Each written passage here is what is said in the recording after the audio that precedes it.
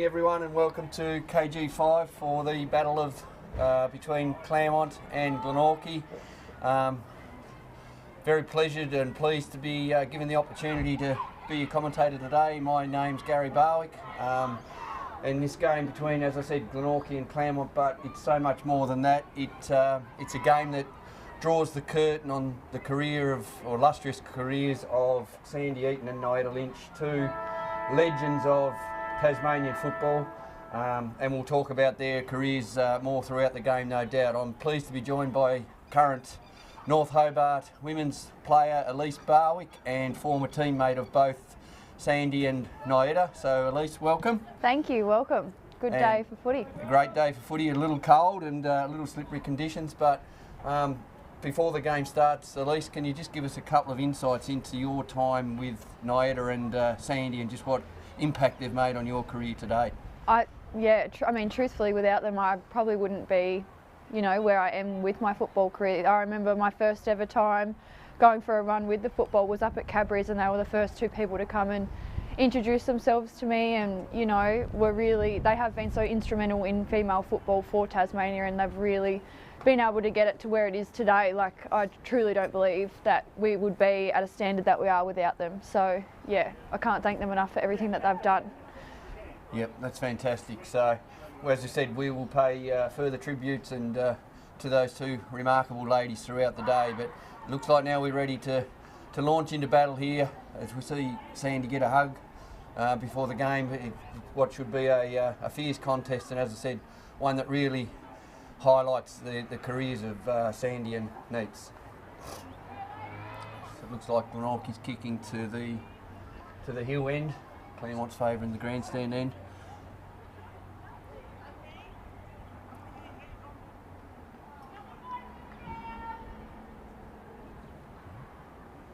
See any key matchups there, Elise, that take your eye at the moment?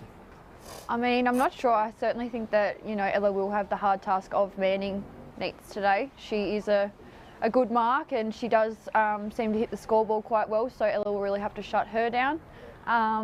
But in the midfield, Ellie and Nat's got a bit of height. We'll see how she goes against her. I see they've moved the centre bounce over out of that muck hole of the centre square. We're away, so Glenorchy's got first clearance. Scrappy, nice handball up by Doughton to Rach Duffy. And here we go. Neets just runs under the ball, but out the back. I think we'll see a bit of the toe off the ground today, Elise, given the conditions. Yeah, absolutely. Get it going forward. I did hear Peter Barwick in his pre-game speech saying to the girls that he did prefer them to bend down and pick the ball up, but if the opportunity was there to take the grass and kick it off the ground, then he was okay with that. We'll see now. Looks like Claremont's free kick. Neets is lining up for a shot. I'd say she'd have a go at that. No, Glenorchy. See Mackie Sutcliffe now. That long penetrating kick out of defence and a good intercept mark. Rach Duffy. Yep. Well done.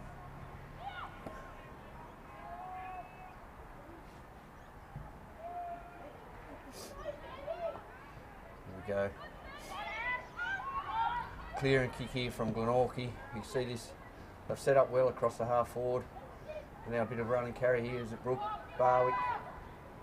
We expect her to bend down and try and pick the ball up. Really tough game to get any sort of composure into the game at the moment, given these conditions, but I'm sure the girls will adapt, as they generally do, get themselves into the game.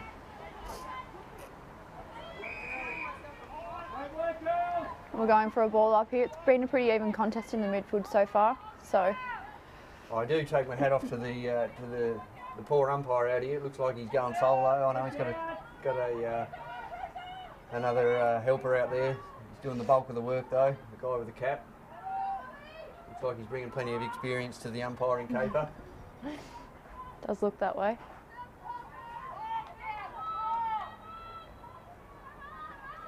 I think what's really good, Elise, is being able to obviously commentate from up in the coach's box here, where you're a lot more closer, and the action's seems really live, and you can hear the voice from the girls. Live feed down on the bench. And then, Snaps goal. Nice by Brooke Barwick. That's a beautiful bit of play there. Yeah, you're just so much closer to the action, aren't you? And you can hear the girls directing and pointing out, you know, who's to cover who, and it's a really great environment. That was a fantastic goal there from Brooke Barwick. And that'll be the difference today. Clean pick up, shot on goal.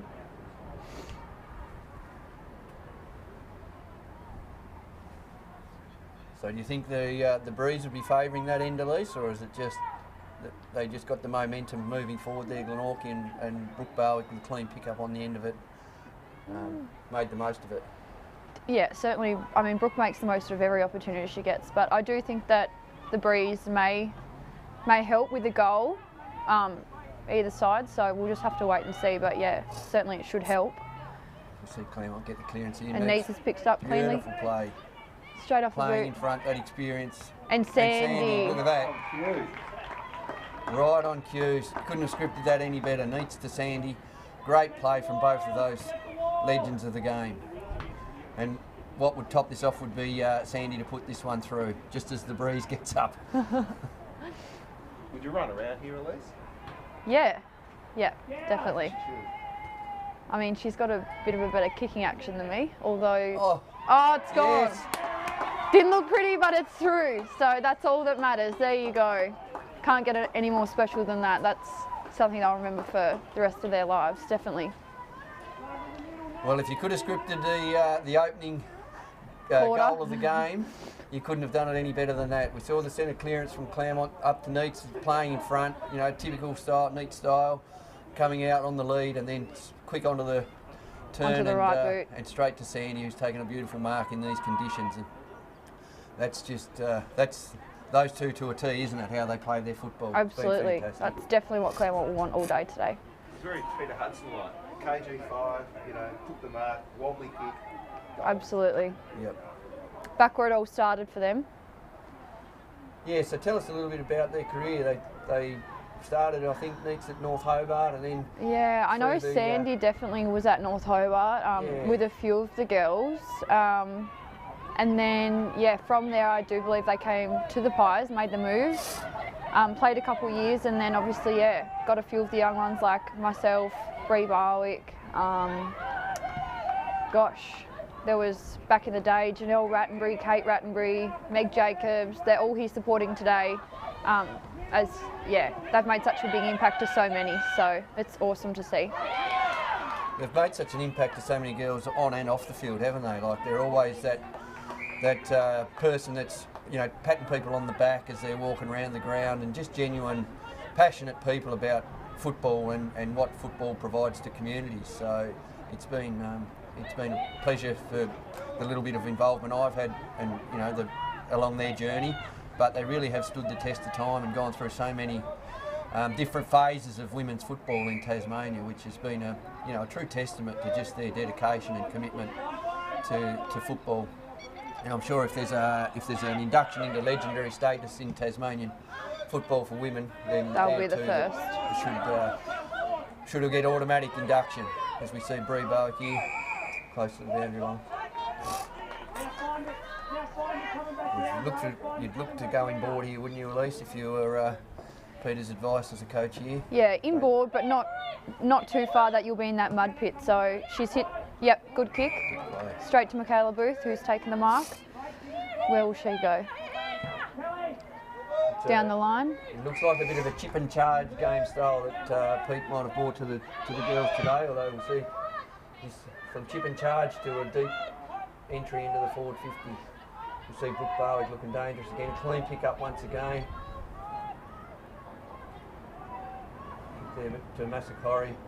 Another legend of the game, isn't she, really? She's been part of the journey of the Sandy and Neats throughout their careers, and another legend of female football. Yeah, you hear people say it all the time. Massacori is, you know, arguably one of the best female footballers, if not the best in the state. So, yeah, certainly she is someone to watch today, definitely. Yeah, certainly for a period of time there, she was the best that I'd seen in the game. We see a bit of a scrappy contest across the Glenorchy half forward line. We're looking for someone out the back here as we see them set up with Ellie Fleming pick the ball up. Katie Stanford taking a good mark there and plays on straight away. Get the ball moving up the ground, but Glenorchy set up with numbers across the midfield there. We see Ella Wagner's just been taken high, so she'll get the free kick here. Where will she go? I like the way Glenorchy, they push back. Something that is really important with footballers, if they can push back off that mark, take that, at least 7 steps back, and then it just gives you a bit more lateral movement, doesn't it? You know that with the stand rule, your opponent's got to stay on the mark, so if you push back, you can just get yourself, open up the angles a bit. You see a contest here on the wing, close to the commentary position here, Elise. Claremont doing well to man up here.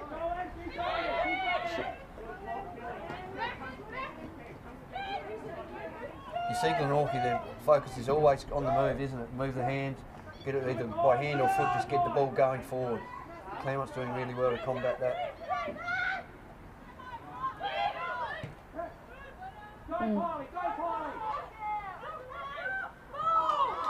An excellent tackle by Rach Duffy there. Tackle. It's not often that you get to take Brooke Barwick off the ball, so she's done well there. Very well indeed. Is that a lack of prior, she didn't have much time there to do anything? I think it's, the couple of steps these days, you can't, if you get the ball and you don't get rid of it, they're big on pinning you for balls, so it's unlucky, I guess, but... How do you find that as a player, Elise? New interpretation. Yeah, I mean, it works both ways. Like, obviously, it's hard when it's you getting pinned for it, but it does help you if you are going to work hard and apply the pressure. You do end up with the ball. So I think it's a catch-22. Like, it's how you look at it, and obviously, it just teaches us that we've got to be quicker with our release. So yeah, I don't mind it, but sometimes you think it's a little bit stiff. But At least a couple of weeks ago, or was it last week? You had the experience of training with the North Melbourne AFLW girls, and I think one of the things you mentioned as part of that experience was that the release, the time with the ball in hand is so much shorter in the higher level of competition. You can see that maybe that's what the umpires are trying to instill bring into into the game here. Our competition, yeah, absolutely. And that's the thing, like, yeah, at the elite level, you see AFL. I mean, they have it for a split second and they're getting pinned, so yeah, it's excellent for our skills and, yeah, footy development down here. And as a player, I suppose you'd say that as long as the umpires are consistent with the application of you that really rule, can't complain too much. As we see next. An excellent mark again by Anita Lynch, and she's taken the ground. Oh, had a little touch. Oh, and Sandy's just dropped it there. Here we go. Silky on the ground, low. Yep, picks it up. 2-on-1 here. Sandy's backing her up. Boots straight to the top of the square. She's just going to be beaten here. And 32 doing well to work it over. Can she hold it in? Yep, it's going to be a See, possibly there, that might have been a little bit of a harsh call, but as we said, as long as they're consistent, absolutely, then we can accept it. Do you think maybe Neats and Sandy have had a little conversation in the change room before the game? If I get the ball, you go to me, and if you get the ball, I'll go to you, or vice versa. I think there's a bit of maybe a bit of change room conversation talk coming out in play here, but it's great to see. And I mean, why not? They're both good ball users, so.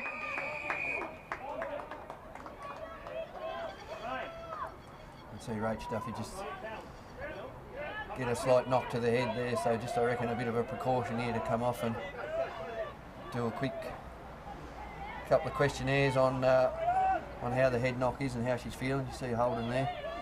One thing that the game's really focused on, isn't it, of late at least, that head knocks are really got to have some caution around player welfare. Yeah, definitely. I mean, it's not the short term that they're really worried about, it's the long term effects. So yeah, it's really important that they do watch that. Glenorchy surge forward there, and Brooke just missing that one, but see her push forward right deep into the square there as that attacking option. The opposition, no matter who Glenorchy are playing, I mean, the only way to stop them really is to man. Like, the thing is, Glenorchy, if they get it out, they will score. So it's something you have to be really mindful of, and like it is hard, but you know, obviously hard work does pay off, and that's what Glenorchy do so well, is their work rate. They just keep going, and eventually they do get it out the back, and that's when they're really dangerous. So I think for Claremont the really important thing is if they have to up their rotations, just do it, but they do really have to work both ways. Seeing great defensive work again by Tomasa Corey. Just knows how to read it so well. Needs a bit of support. Yeah. Well played. Well, this is Maddie Boyd, the ex-AFLW Certainly player. is. She's been very good for the Pies. Been very good recruit for the Pies. We'll see what she can do here with that AFLW experience from the pocket. And look at that. She's got... That just goes to show. Beautiful goal from the boundary line, left foot check side. Yeah. Bit of class there, brings to the side. No, excellent goal that was. We'll just see what Claremont can do here to stop this bit of a surge from Glenorchy. You really want to focus on the centre clearance here, wouldn't you? You know, just win that one, get the ball back into Claremont's forward 50, just shut down the scoring opportunities for Glenorchy for the next couple of minutes at least. Yep, definitely. And even if they can't win that clearance, just lock it down. I mean, it's not long left on the clock for the first quarter, so if they can, you know, prevent another goal being scored, it'll keep the minute going into the second.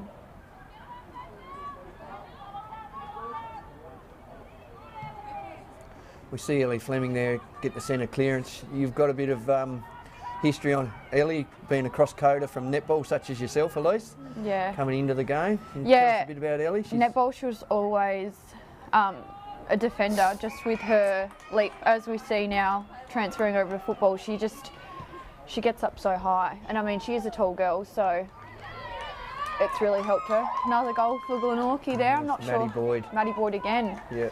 So she's two in a looking matter of a couple dangerous, of minutes. isn't she? She's just, this could be the game. We always say that, you know, they transition from the AFLW into a local league, and they take a couple of weeks to find their feet, which is Maddie's had, but at some point in time you just feel that she's going to have a breakout game coming from the level of football that she's played at, and this could be it. Absolutely. So you'd be trying to put a bit of work into making sure that you at least... She's had to retrieve the ball herself. I don't know if you'd get that in AFL. I don't know that that's come from the AFLW environment that she's probably used to, but that's great to see. No. Fantastic. Doing her part. And just making sure that she's positioned herself back in the goal square now after retrieving the footy as per the rules. Did you fly down on a Friday night? I'm not sure. I think that's the situation. Yeah, flies down on Friday night. Stays in Hobart somewhere on a Friday and then ready for game day Saturday. And I'm not sure whether she flies back this afternoon. I think there's another girl, Ash Guest, who's actually not playing today that I can see. So yeah, but it's for the development of the game. It's good that we've got some AFLW experience that is filtering through the league, and we'd love to see that more in the men's competition as well. You know, if anyone from AFL Tasmania is listening, that give us some opportunities. But no, it's really good for the development and the experience that they bring to the local competitions. It's fantastic. We see Claremont here, Nia Lynch again, driving the ball deep into Claremont's forward line, but a great intercept mark there by, is that Bree Laidler, Elise, I think, number 50, yeah. And then off to this young girl, Nana, I think. Rihanna Davis. Yeah. It's only 17, I believe, but really showing some potential across half-back, full-back line there. She's a really great ball user and just sets herself up into the right position as we see Bree Barwick now get the ball forward. And here's this Maddie, here we say Maddie Boyd again. We've spoken about her a number of times. Just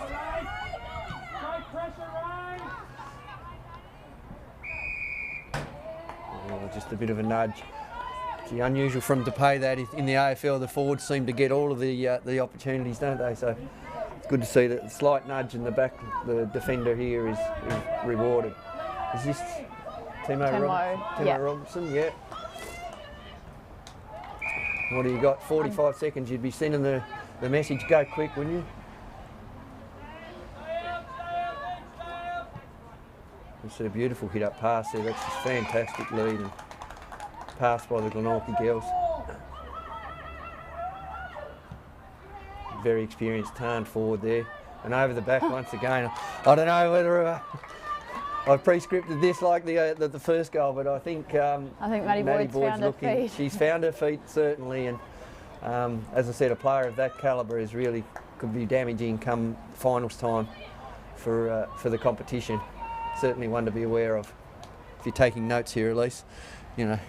Roger. Yeah. Yes, no, someone will definitely have to shut her down. Who? I'm not sure, but we'll give it a go. As we'll just have a break as we go into the quarter time break.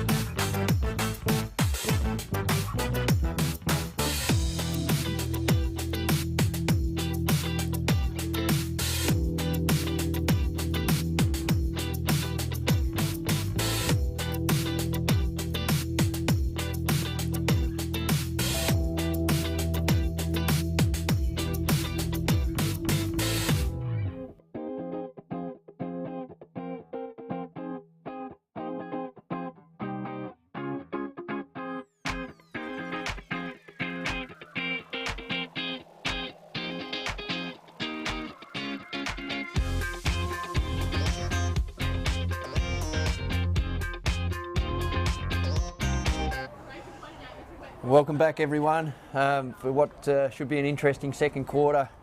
Elise, Barwick, I just had the opportunity during the break to go down and stand in amongst the Glenorchy girls' huddle and listen to the words of wisdom from Coach Peter Barwick, and he was very pleased with their setups across that first quarter, and given the forward line open space and Maddie Boyd was getting on the end of goals because of that open space that was being provided. So he's really reinforced that message of just don't congest the footy, keep the space open, and the goals will start to flow on the back of that. So Elise, did you get the opportunity to go down and listen to the Claremont huddle, and what words were spoken there? Yeah, I think Craig Grace has taken over today. Apparently little Cam Duffy might have got a week for some, I don't know what happened, but yeah, Gracie just told them basically that, you know, their setup has been good. There's just been a couple of lapses in their defensive pressure that they just really need to be mindful of, because it's those couple of minutes that they're not switched on that Glenorchy have really executed and hit the scoreboard. So just work rate, they are moving it quite well. The mids have been quite competitive around the ground, so that was a real positive. But yeah, they just need to try and get it forward like Glenorchy are doing so well, and really hit the scoreboard, put the pressure on. One move as I reflect back on the careers of Nyada Lynch and Sandy Eaton that I'm sure Craig Grace would have benefited from had I been given the opportunity to go out and have a word to him at quarter time, was as we reflect back on the career and the success that Neats and Sandy have had, the 2018 grand final in Launceston against Clarence, and at half time I was the runner of that game, and Glenorchy were down, and look, I'll take credit for it simply because Craig and Peter are down on the sidelines and can't hear it, but instrumental in putting Nyada to centre half back, and for the last half of the game, Neats really turned the game and ended up, you know, being a huge part of the winning grand final, the premiership for that day. And look, you know, if I could yell out to Craig now, I'd say, look, make that move again that Garry told you in 2018, and you might, you know, turn this game around. But no, Elise, can you tell us a little bit about that 2018 grand final with Neats and Sandy? Yeah, gosh, it seems like a lifetime ago. Something we'll obviously never forget, but I'm quite sure it was against Launceston or Clarence. No, Clarence. Yeah, it came right down to the wire. I think there was like a minute to go. We were however many points down. We ended up coming back and winning by 1 point. So yeah, just something so magical that I'm so glad Sandy and Neats have both been able to experience in their lifetime, because premierships are hard to come by, and something that, you know, you will have with you for the rest of your life. So yeah, excellent game. Hats off to Craig Grace. I had him coach me for the first 2 years, and yeah, honestly, he was exceptional in his knowledge and how he conducted himself, and just, you know, really I suppose behaved towards the girls. And we just see Neats there still, you know, in a farewell game, still throwing her body on the line, you know, as she's done throughout her whole career, and now even putting her hand up to take the tap here. I mean, it just goes to show just exactly what her, you know, her application and her passion and desire for the game's all about. And here we go, Sandy got a high tackle here. Could we see a second goal for Sandy? I think if this goes through, we can't draw the curtain on Sandy's career if this one goes through. We've got to prolong it for another year at least if this one. Wasn't there a famous boxer? Muhammad Ali style, who made a couple of comebacks. I think we can see that. I think we can see it happening, maybe. Great Silky tackle. with the tackle. That's the pressure that Craig was talking about, you know. If it's in the forward line, lock it in. We'll see Silky here. Nat Daniels from a pocket where very close, almost identical to where Maddie Boyd slotted one early. But look at this smart play. Saw the opening there with Sandy Eaton, and that's just teamwork, isn't it? That's team footy fantastic. Right there. And that's experienced by both Nat Daniels and Sandy there to just position herself. You know, obviously realising it's a difficult pocket to kick the goal from. Sandy's just made the most of the opportunity, the bit of space led into it, and Nat Daniels has opened her up. And can we close the curtain on this career yet? I don't think we can. We can't, no. I think we've got to go around one more year. That's 2 goals. They're only 2 goals. That's just, that's amazing and really fantastic for Sandy. And you see Neats down there beside, you know, by her side, as they have done so many years throughout their career. fantastic effort. And they will stay by each other's sides for the rest of their lives. Neats, after 9 years, has just proposed to Sandy, so Oh wow! the wedding shouldn't be too far away. But Well, yeah, that's fantastic. really happy for them. So Shared so many great experiences and success on the field, and it's great to see that they're so close off the field. That's fantastic. Great to hear. As we see another ball up, Katie Sanford getting boot to ball, will be a bit of a scrappy kick, but Claremont just, I don't know, Elise, it seems to, have whatever was lifted. said at quarter time, just seems to be a slight improvement here. Maybe there is a slight breeze favouring the bottom end, but I don't think we can put it down to that. I think they've just really upped their intensity, haven't they? Yeah, absolutely. I think utilising everyone on the ground too, not just relying on a couple of players to do the work. It's really helping them. So if they can use that team first footy, they should see a couple more goals. Let's see a quick kick off the ground there by Claremont, just taking the grass, aren't they? Getting that forward momentum. Great Good smother there. That would hurt on a cold day like today, but that's, you see Bridie Horn, I think that was, putting her body on the line there. Fantastic smother. They really sting on a cold day like today, don't they, Elise? Oh, I think they sting any day, but yeah. Especially on the cold days. That'll warm her up anyway.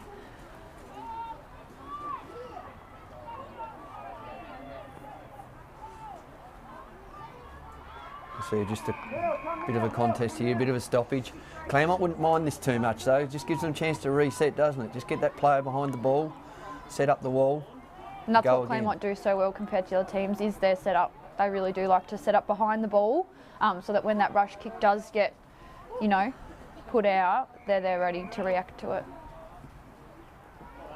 You see a couple of rotations coming here. You see that both teams are trying to get fresh legs onto the ground, aren't they? It's a slightly cold and heavy ground, so they'll be trying to just rotate players through to keep those fresh legs going throughout the game. So it must have been an incorrect disposal, was that one? Yeah. This umpire's, it's been not too bad, the umpiring. Sometimes we can be critical of the umpires, and it's a difficult job, but I think we can't. A lovely mark there by, is that Nat Downton? Certainly. Playing in front there, fantastic. Yeah, generally we can be critical of the umpires, but in these conditions, they've done a pretty good job to date. So we see Claremont with the contest across half forward here. If you were a Claremont player, you'd try and get the ball back in board here, wouldn't you, from that pocket? Yep, bring it in board then. Very wide open ground here at KG5, and once you get caught out in the wings and the pockets, it really is a kick and a half back in board. Claremont need to be careful here that Glenorchy don't get it out. And Stanford with a little... Come back into the corridor, that's what we like to see. And another... Taking the ground here, so Sandy, can she get there in time? 2-on-1. And good work by... Great chase. Excellent pressure there by Who's Claremont. that? Yeah, I'm not sure fantastic. exactly who that is. This is one of the girls that's just come onto the ground, I noted in the last interchange. So that just goes to show you that fresh legs, doesn't it? She's closed the gap really well there, put pressure on. You see, another great tackle there by Timo Robertson. Great tackle indeed on a very good player in Tarn forward. So come back in board here.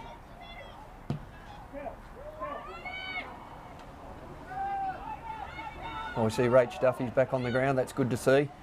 She's recovered from the slight bump to the head. That's fantastic. And Claremont, can they hit a target here?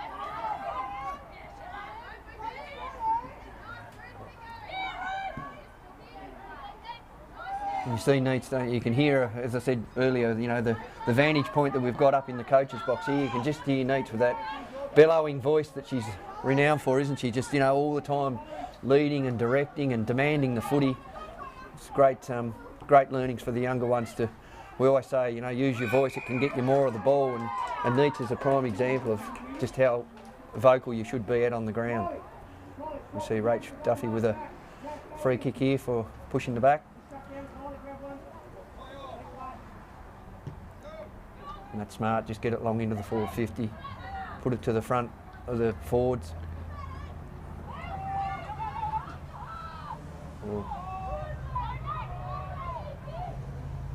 Look at that, just bulldozing her way through there, Neats, and rewarded with a free kick. Here. Fantastic.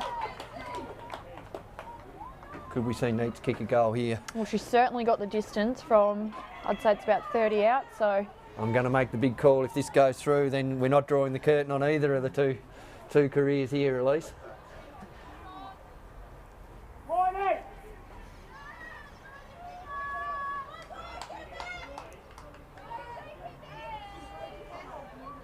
Very composed run up toward goal. Slight breeze, but within range. And lovely.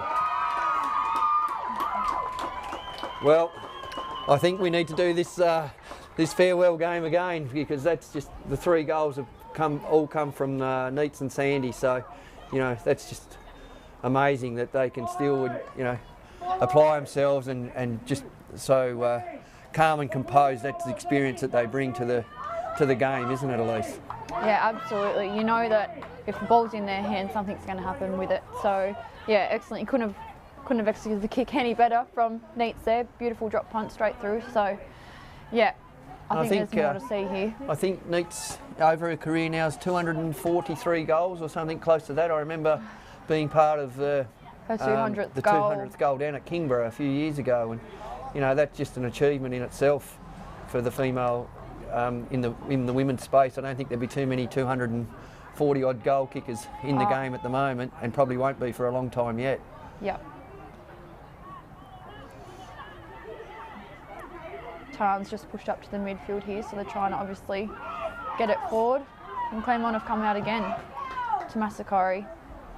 Once again, just that experience from Tomasa, just knowing the right position to be in. Just sets up so well. And it's going forward again. Can Sandy? Nope, little nudge. Play on. Great quick hands out to Sandy. Oh. Great tackle there from the Glenorchy girl. Ash Guest that one. Ash Guest, another AFLW girl. You see the experience there and the tackle, and then switching the ball. I like to see that, Elise. That's just giving them coming out of into the space, isn't it? You know, changing the angles.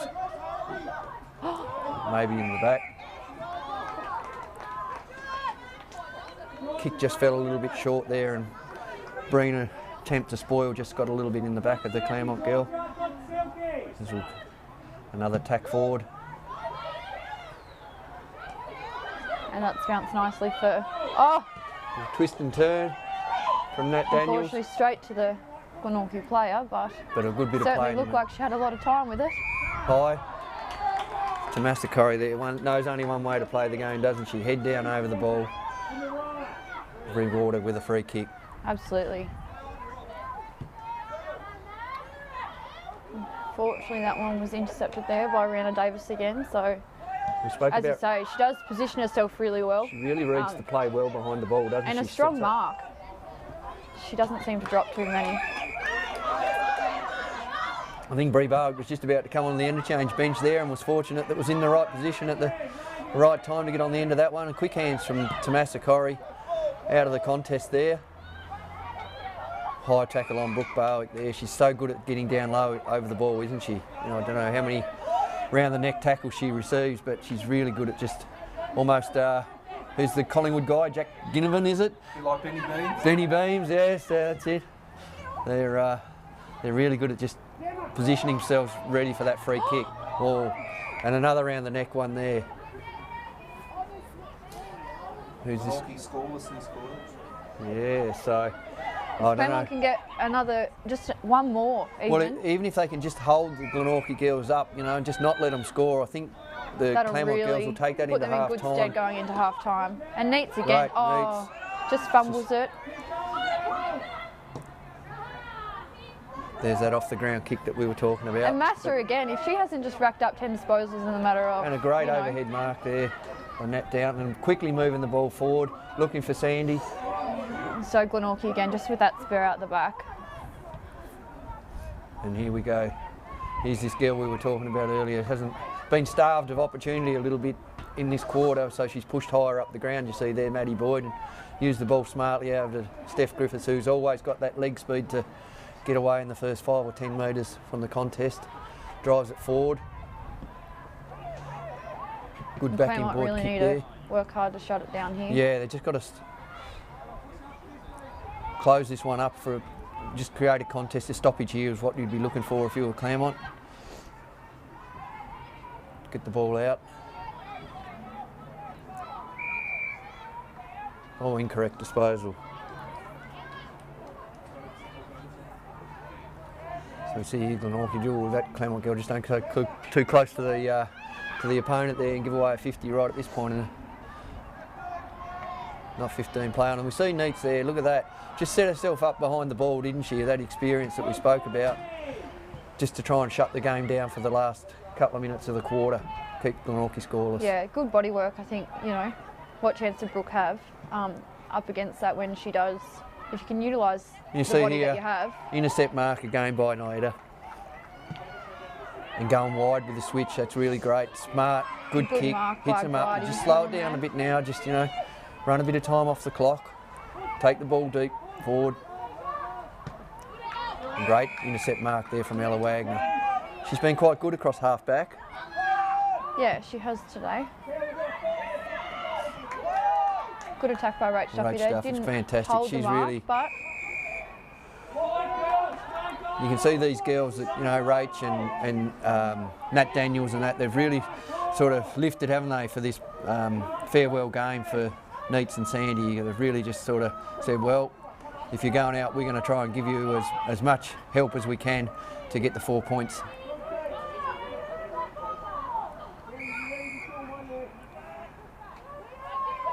See another Claremont free kick here.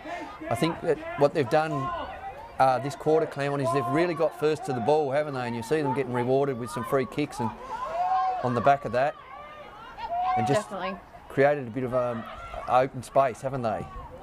Definitely. Not just in the midfield, dangerous here though. Oh, great tackle, fantastic tackle. I'm not sure who is that. Maddie Boyd tackled there. I'm not sure. Number 17 is the tackler. No, Temo's come away with it. Temo's come away with it. I think it was number 17 is the tackler. I'm not sure that girl, but that was fantastic. 27, fantastic effort. We'll see Steph another forward entry, but this is where Glenorchy have been dangerous, haven't they? Yeah, and again, and this player in particular. Oh, just touched. Great save on the line there from the goalkeeper from Claremont. That 17 was fantastic. again. So well done. She's had a great 30 seconds of play. There, yeah. We see Neats here take the kick in. I think the focus from Neats will just go long and to the side. I'd try and hit a boundary side here. Hold it up. There's only last 30 seconds left, so play on out of the square and go long. Yep. And well done. That's exactly what she's done. You just want the boundary line here, wouldn't they, Claremont? Well, great pick up in the conditions there. And look at this backing board. And fantastic mark. And I reckon this will be the last kick of the game. Oh, don't give away 50. And now, oh, right on the siren.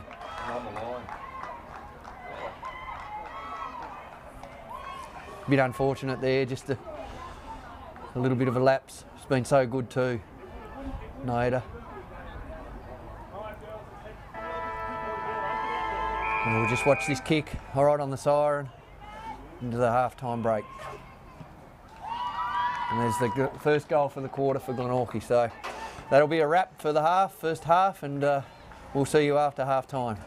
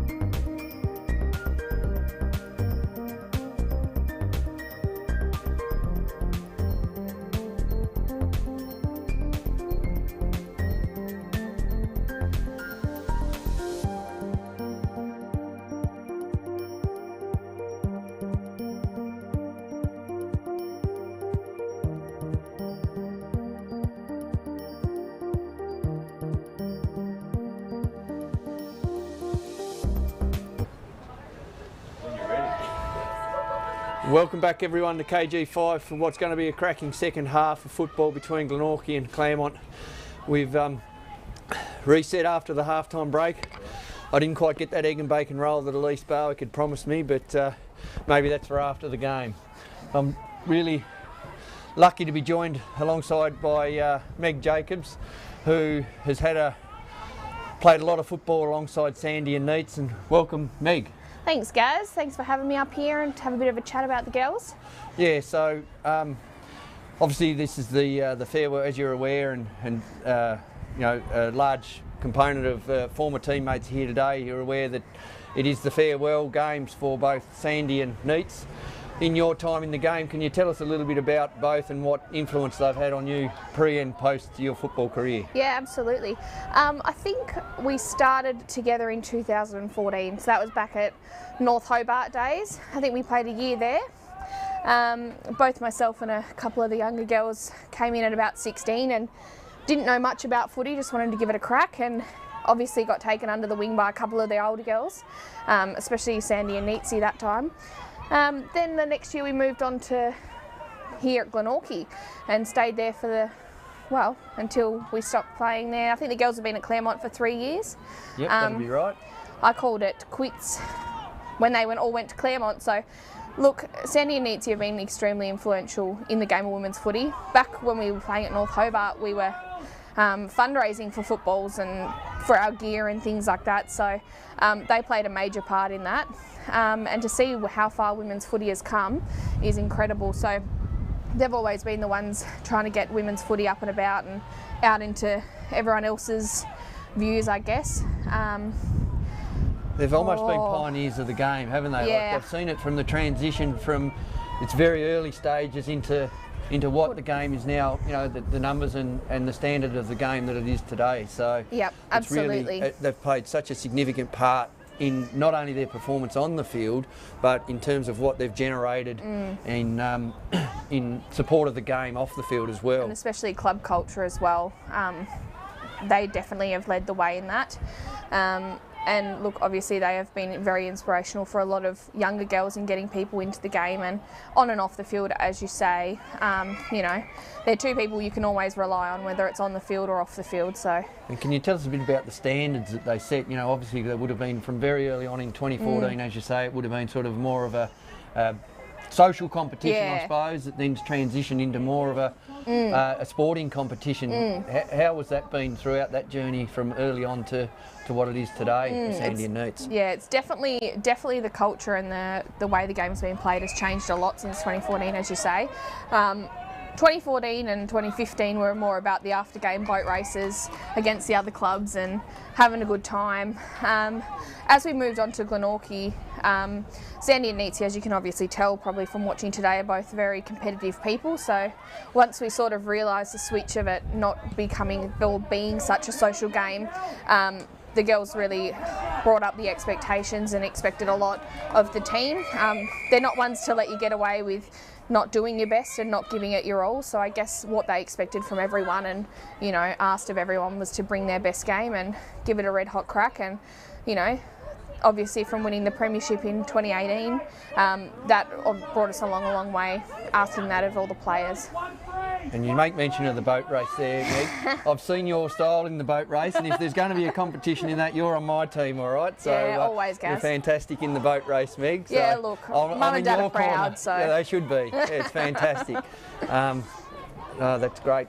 Great bit of insight into Sandy and Neats.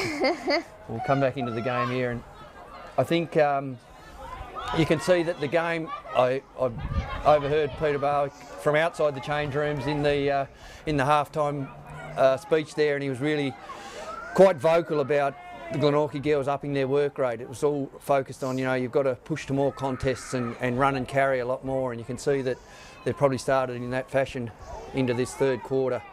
On the flip side, Craig Grace was more around just let's enjoy this last half, let's make the most out of Neats and Sandy's farewell game, and you know, really just try and shut that run and carry of Glenorchy down. So it's going to be interesting to see just how the last half plays out. You can definitely see Claremont's come in for a red hot crack. I think that's because everyone's up and about and all excited about the girls, and obviously wanting to do their best for Sandy and Neatsy for their last game as well. So I think sometimes when the pressure's taken off it does play a big part in how the team game plays out, and they're obviously all doing it for each other.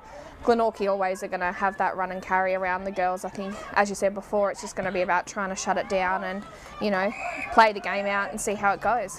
Yeah, absolutely, Meg. I mean, footy, a large part of football's played above the shoulders, isn't it? You know, as you know 100%. yourself. So if you're, you know, if you come in with a mindset that you're going to a will to win, then quite often that can be the case. And we see there what a great tackle there from Claremont that just lifted that intensity up.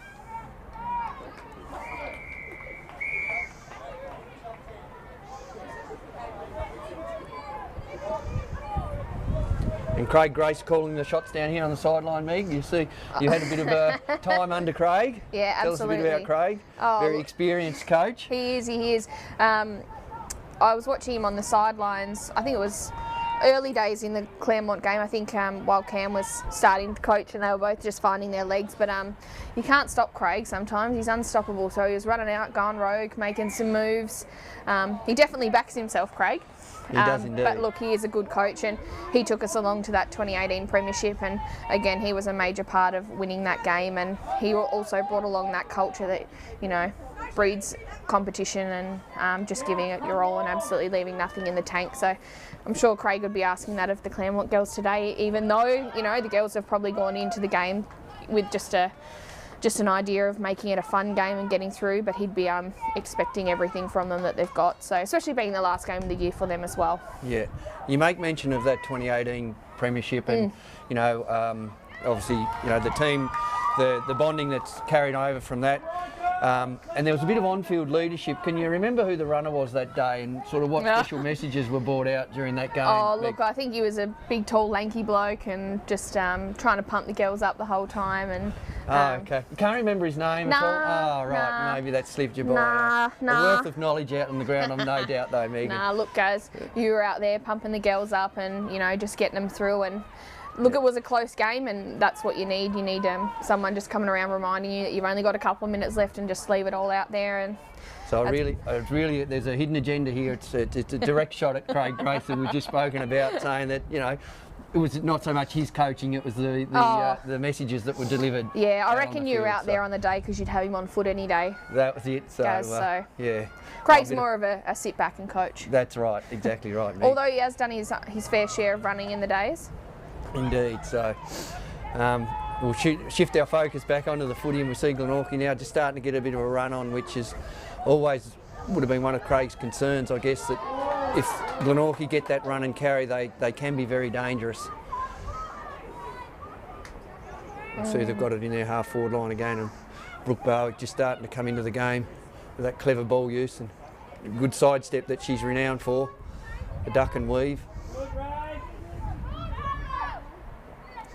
One good thing here with Glenorchy is once it comes into their forward 50, they do, well, now it's obviously not going to, they do tend to really trap it in there and keep it in there until they put something on the scoreboard. So their forward pressure is really great, isn't it, Meg? Yeah.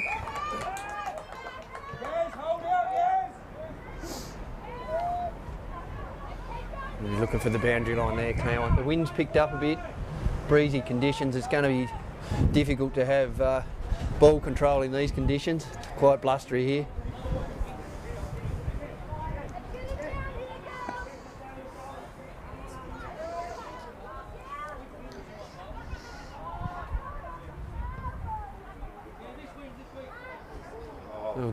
Just touched over the back, fortunately, there for the Claremont defender. Great defensive work there.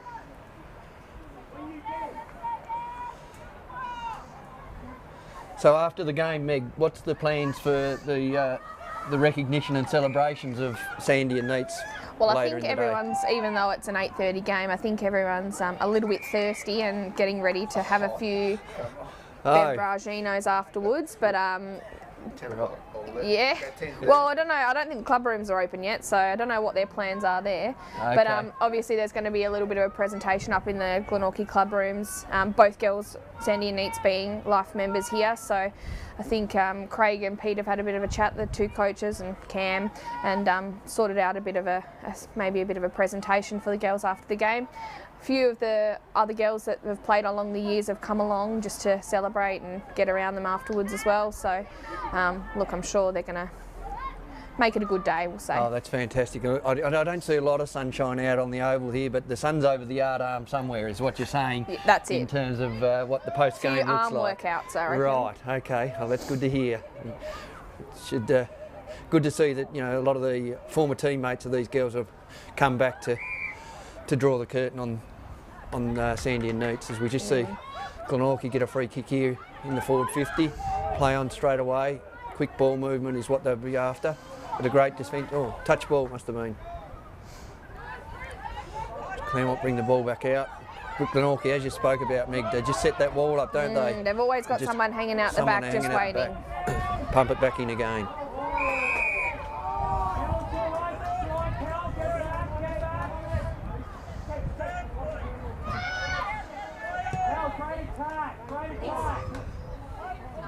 I've seen Neats just position herself across half back here by the looks of it, just to try and... she did that in the second quarter as well. Just, I reckon, being her last game, she's wanting to be where the ball is and, you know, try and make as much of an impact as she can before heading out. We were having a bit of a laugh at half time when she ran down to the back line of Glenorchy and of Claremont, and she was puffing. It was a big trip down there for the old girl, but look, she just wants to be around the ball and get her hands on the ball and try and influence the game as much as she can, I'm sure. From what you were saying earlier about the post-game sort of celebrations, I'm not sure it'll be the body that'll be too sore tomorrow. Maybe the head, or a combination of both. But maybe. They deserve it. It's fantastic for them. Yep, very much so. And look, we've all known them to be inspirational players and have done a lot in their careers, but reading off some of the accolades I guess that they both have is pretty incredible. You need a couple of pages worth to go through everything that the girls have done and what they've achieved, you know, in a couple of, 10 years, I guess. It's a fair footballing resume, isn't it? Absolutely. Both of them. Put a couple of people to shame, I'm sure. Yep, absolutely. We see Glenorchy looking dangerous again here. Turn forward, just chip that one off the left. Rach Duffy killing the ball. There's a reliable, staunch defender that she's been over many years as well. So it's interesting that Neats has come down to the back line. I think I was reading, I don't know, on Facebook or somewhere that Neats is one of the top 10 Glenorchy players for the goals, or is it maybe even top 5? Yeah, it would be certainly well up there. We spoke about that earlier. I think 240 odd goals over her career. So to put yourself down the back line in your last game is really a sign of just how dedicated Neats has been to the team. Well, Neats' career originally started off in the back line, especially down at back at North Hobart, and probably the first year of Glenorchy. She was sort of the general of the back line down there, and, you know, ran the back line from the field. So it's probably where she's comfortable. It's kind of home for her down here.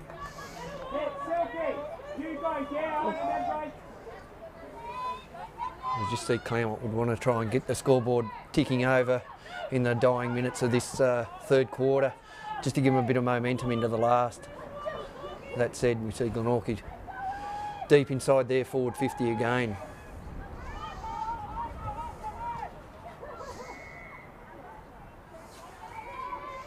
And how would you find these conditions to be out there playing, Meg? It's quite chilly and... A bit slippery and wet, Gaz. Yeah, indeed.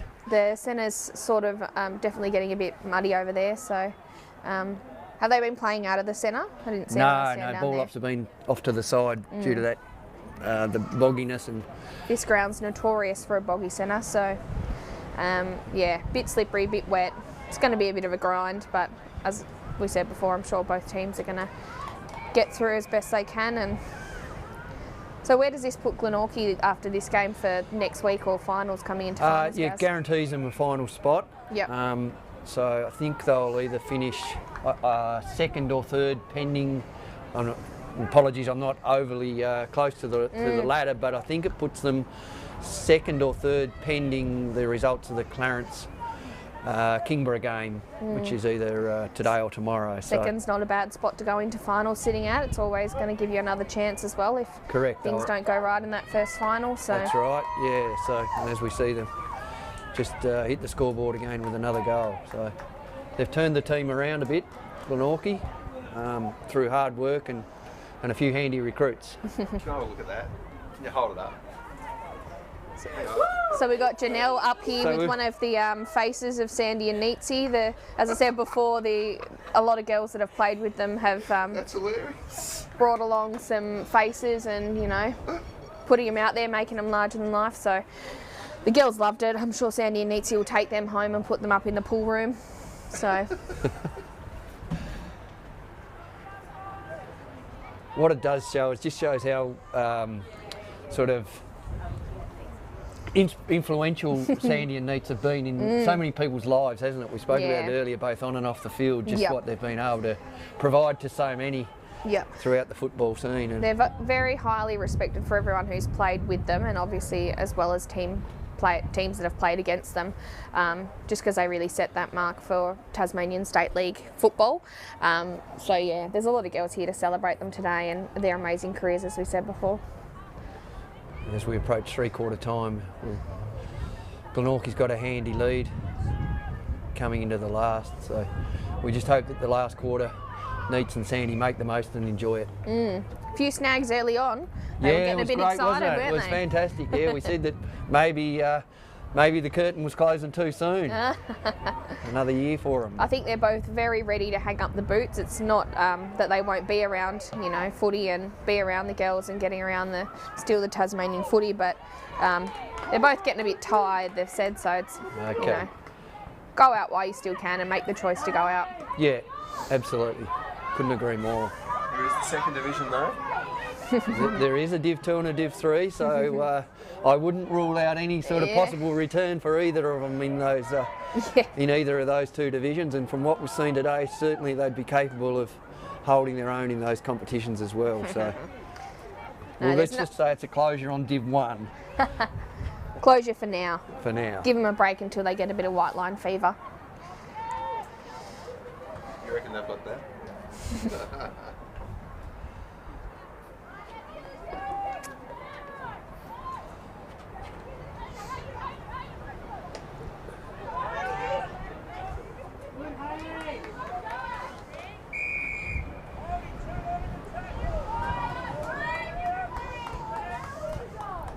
We see Glenorchy get another free kick in the dying seconds of the third quarter.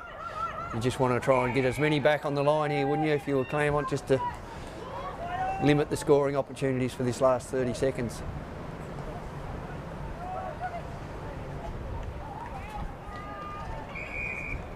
Stoppage here wouldn't hurt Claremont at all.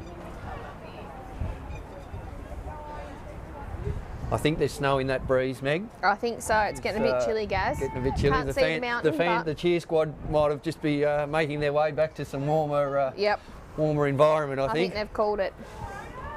I think they've called it. It's a nice ending with the girls finishing off their game here at Glenorchy, where obviously they're both life members of. So, yeah, it'll be interesting to see how the last quarter pans out. Well, thank you very much, Meg. As we go into three-quarter time, your insight into both Sandy and Neets has been much appreciated. So good luck for the rest of the day. Thanks for having me. Thanks, Meg.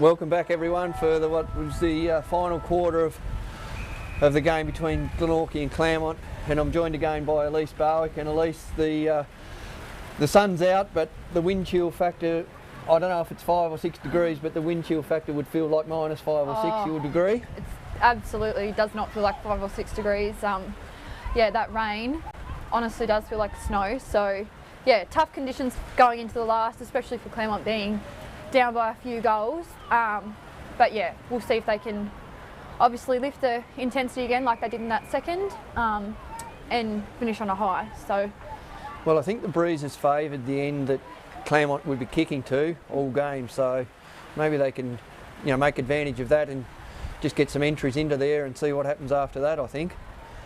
Good clearing kick there by Tomasa. Unfortunately, no, play on. Ashkas came out with it. And Tomasa again, she's one player that doesn't matter what the conditions are. Can adapt to anything, can't she? Yeah, yep, definitely. So this is a good sign for Claremont having the ball deep into their forward 50. Yeah, absolutely. And I think that's the key for Claremont this quarter, is that if they do get it inside their 50, that they really do need to lock it down, even if they're not scoring, just to keep it locked in there.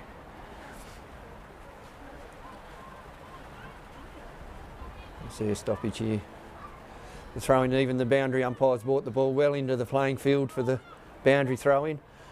Needs will get holding the ball. I thought it was almost a free kick for holding the player there, but we'll see Glenorchy. I'd say Glenorchy are pretty well aware of that one.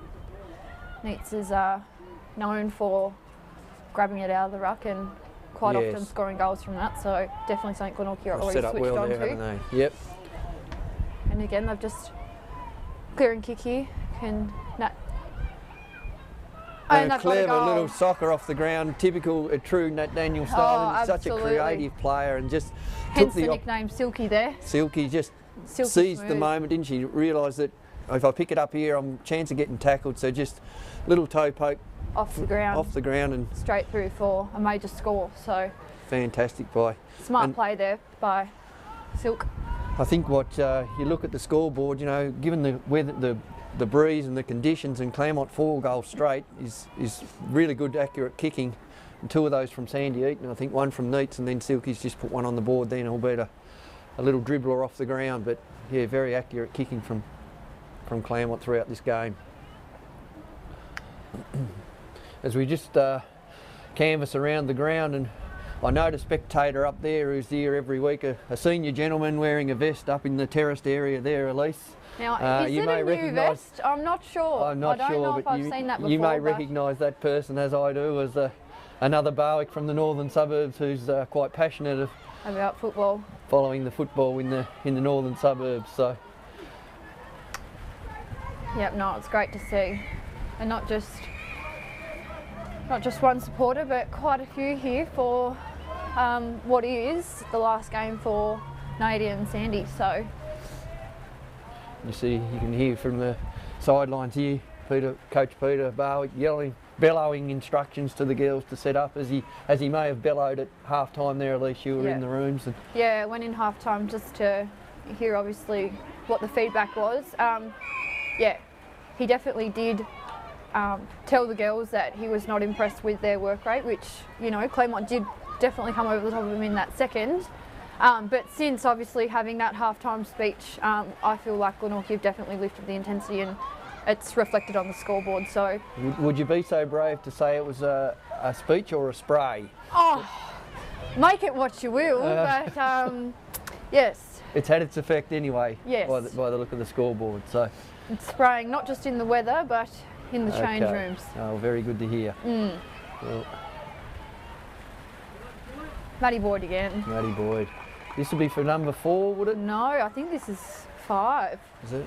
I'm not sure, but she's been a target up in the forward line, and as I said earlier, there was always going to be a game where she'd find her feet, given the level of football that she's come from, and this has certainly been part of that finding of the feet, as we see that slot that goal through. And what Maddie's done so well today that I think any team would really appreciate is she's played in front all day, and as a forward, you know, you're a midfielder kicking in, you can't ask any more other than to just play in front, because even if it's not clean, you're most likely going to get the free kick. So, yeah, definitely just shows, watching Maddie, that playing in front really does pay off. So, yeah, and she's the forward that works up the ground, doesn't she? You know, she'll go up and back. Her work rate and you know, distance that she travels is just phenomenal. I think for, you know, not a full forward that typically plays in the square. She'll come up the ground and then back and up and back, and I did hear, I think she covers around 10 kilometres a game, so that's just phenomenal distance covered from a, you know, what's, you know, a full forward. You see her now just working up the ground as the ball is on the half back line. It's obviously paying off for her. 4 or 5 goals for the game. You see Glenorchy with another Brucey with a kick. She's been a standout this year, I think, in terms of improvement. Michaela Booth. Yeah, absolutely. Yeah, real highlight. And here we go. Here's this girl again, playing in front, as you said, Elise. And she'll be a smart ball user here. And who's she gone back to? inboard. Molly Mitchell. It was good pressure there by Katie Stanford. Great pressure, and rewarded from that great pressure.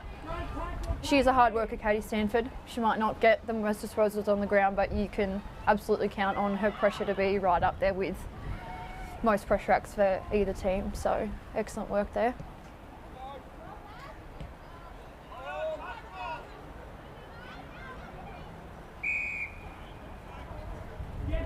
Claremont get another free kick here for me first in the ball. That's Ashley Guest there. Oh, it's Ashley Guest, was it? Yeah. In the back there. Good lead there by Tiana Ford. Just a little bit slippery and has come out. Bree with the ground ball, and now Master again. Just cleans it up, doesn't she? She mops it up every time. Yep. If ever there was a player you wanted on your team, it's Tomasa Corey. I think, you know, one of the messages Peter said to the Glenorchy girls was work rate. In these conditions, I don't think you'd want to stand still, would you, Elise? Like, the fingers would be a little bit tingly, and yeah, the goosebumps would be, it'd be all over the body. I reckon. Raised. Oh. It's certainly very wintry conditions out there. You know, yet I think we've only got one or two long sleeves. I know if I was out there, I'd absolutely be wearing You'd want a couple of layers on, I reckon, wouldn't you? A couple of singlets. Just and from Temo's done well there. She's done a little bit too long. Yeah, great That's pressure. what we say. Incorrect disposal. Quick release. She's played very well throughout the game. And look for the switch back in board there by Glenorchy. It's something they've coached to do. You can see that, you know, they look laterally every time, not just straight down the line. But it works. It allows the forwards absolutely. to then open up. That's the difference too, I feel, in our comp, is that a crowded forward line. It makes it really difficult to win games. So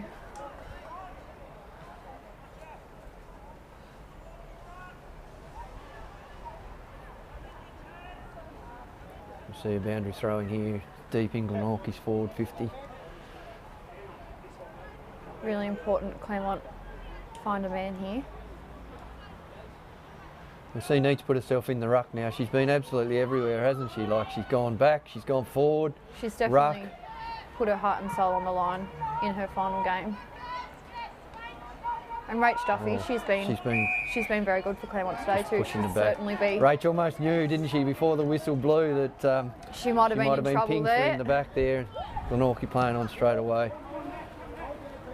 Oh, Great mark. excellent mark there from Reagan.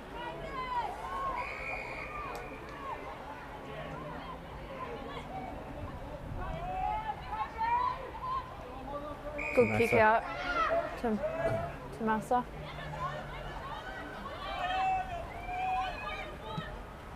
And who's this going to? Yep, over the back. And Bridie. Bridie's really got to work hard to get their support. Oh, And great excellent pressure by there. Sandy. Fantastic. Forced that error, didn't she? Yeah. She's been another one that's worked really the hard Glenorchy today. girl could just, I think she almost knew that Sandy was hot on her heels and, yeah, just threw the ball on the boot. That's experience again from Sandy. Long down the line.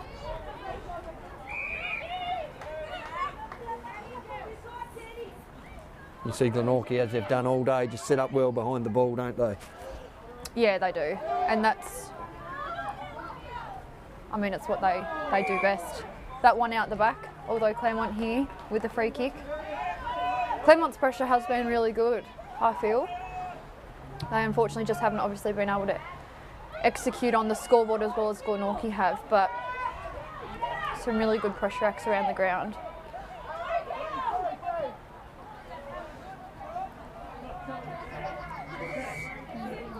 Another ball in up here. They probably came in a little bit as the underdogs, didn't they, Claremont? But they've really showed some spirit that we know, they're renowned for in that club. So it's been a really great effort by them. Absolutely. And I think it's so nice for both Sandy and Neats to be able to finish on a high.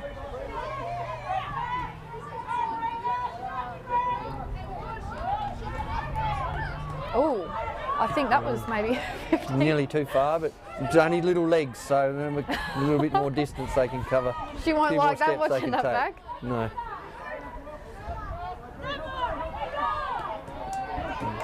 See Claremont setting up around the ball here. Free kick. No, not paid.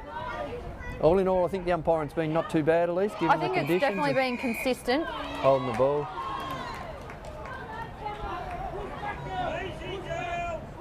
And you see the umpire there, just a little bit of heat in the contest, just taking control, bellowing the instructions.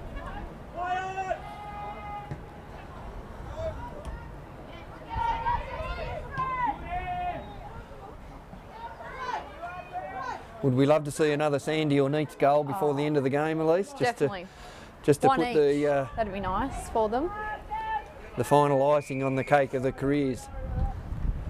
If they can get a rush kick forward here, Claremont, it'll certainly help Sandy. I think it's almost time to send the runner out of both teams and say, look, leave them one out, just kick the ball there, let them get a goal for the end of the game and before the final siren, then carry them off. Yeah. I think that message needs to be sent out there to both coaches. Can we hollow it from here, Elise? Do you reckon they'd hear us? I think they'd hear you, yes.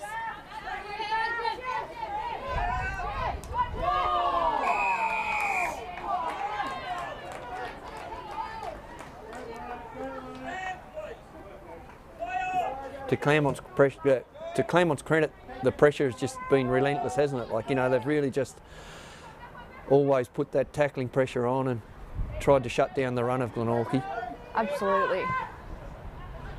I think, yeah, as we said, it's only a couple of minutes where they might, be out of it. And that's not to any fault of their own, it's just to Glenorchy purely being in better spots and getting that one out the back as they have done all day. So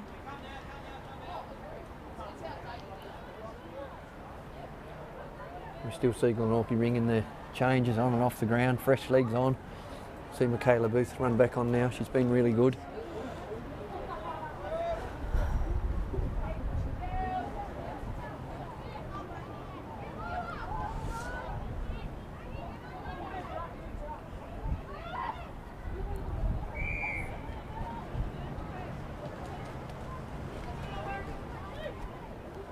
These two.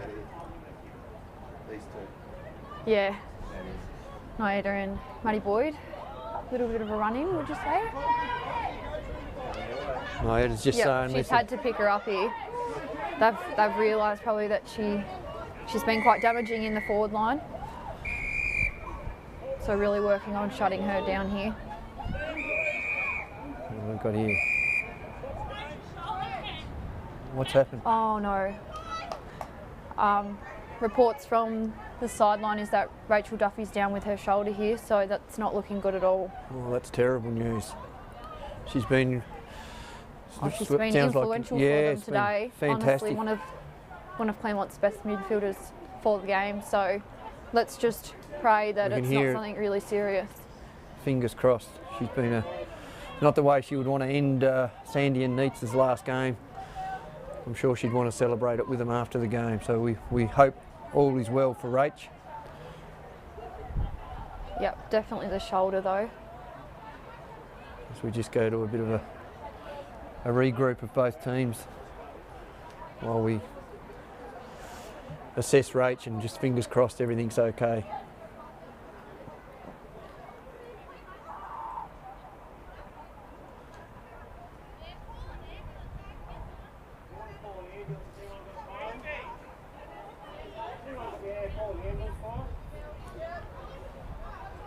not sounding good, Elise. No, unfortunately not.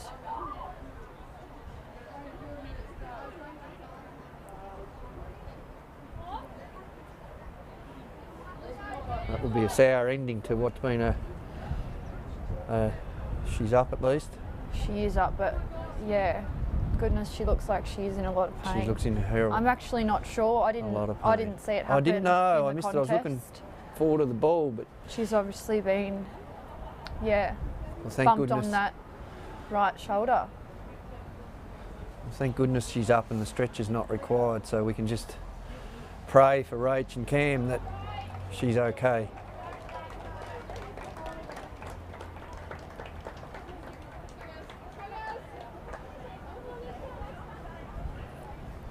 And you see the first one over there to give her the support, Sandy, as she's done throughout her career, always helping out.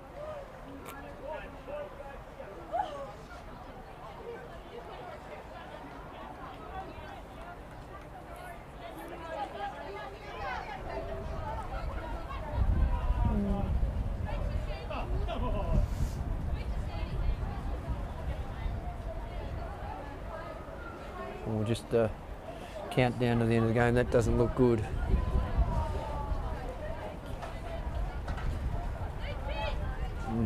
Definitely a shoulder.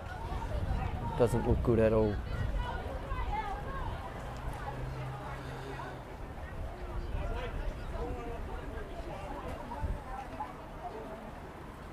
So fingers crossed.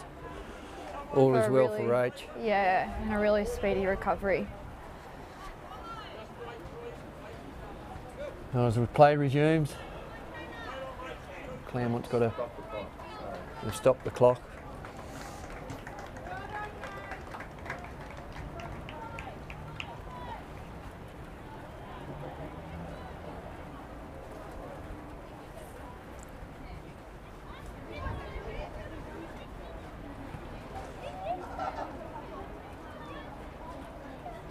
Right, here we go. Clock back on. Resume play. Claremont bring the ball back into the forward to the wing. Katie Sanford, as we said, been instrumental today.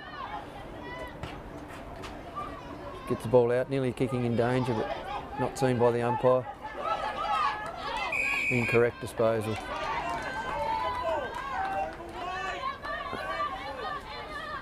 Claremont just drives this forward. You just like to see, as we spoke about earlier, a niche. And that's an excellent and that's mark. a great mark in the pack mark there. Let's get him. Pressure on here. Just a bomb kick up the middle of the ground. Take the grass, isn't it? You know, Maddie Boyd there once again. We spoke about it earlier how, as a traditional full forward, she's worked high up the ground. That was an excellent tackle there by pinned for holding the ball there, but just the work rate from the girl. Unfortunately, not the kick she would have wanted there. Straight to Brooke Barwick. Brooke will try and chip this ball up and use someone on the end of it. And that's last Just touch rule. I think, did she get a touch on it? I think so. Claremont's, oh no. No, it's Claremont's free kick there. She didn't quite make that.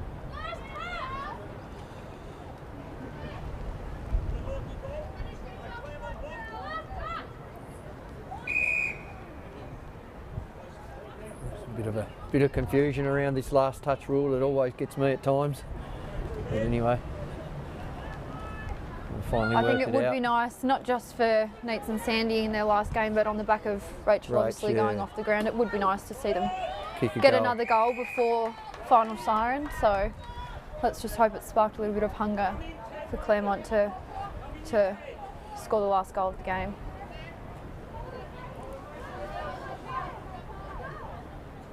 Interesting here how they set up. Starts with the midfield here. Try and get it up across to them.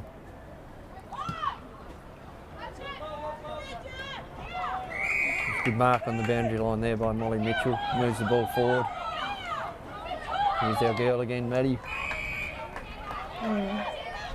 Plays on them immediately. Look at this, numbers forward of the ball here. Oh. Unfortunately, that mark Molly just took was out on the full, but the umpire didn't call it. Didn't so.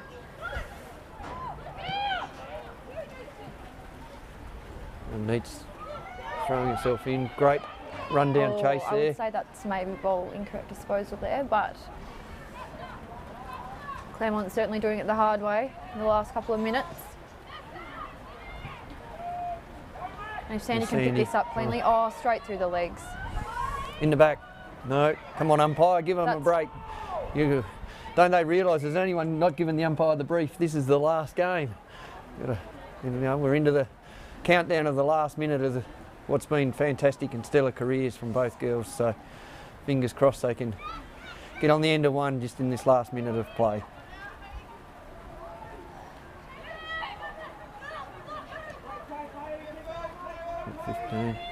Handball over the top there. And here we go, here's our last chance.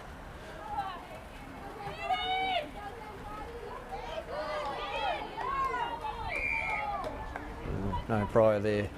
I was wondering which way the umpire was going to pay that one, but a good decision. Good tap there by Claremont. I see Glenorchy the one out the back. 2 on 1 here. Oh, great mark. It's been brilliant body use all day today by Neats. Get in there. Straight down to Silky if she can. Go. Oh, and it's just fell short. Almost skidded through, didn't it? Here we go. Oh, touch. Oh, there we go. That's just what we wanted. That's the finish that everyone fantastic. I think can agree. I think the siren might have gone 2 happen seconds over. We can accept that. That was fantastic. No, I believe it's time on from. There you go.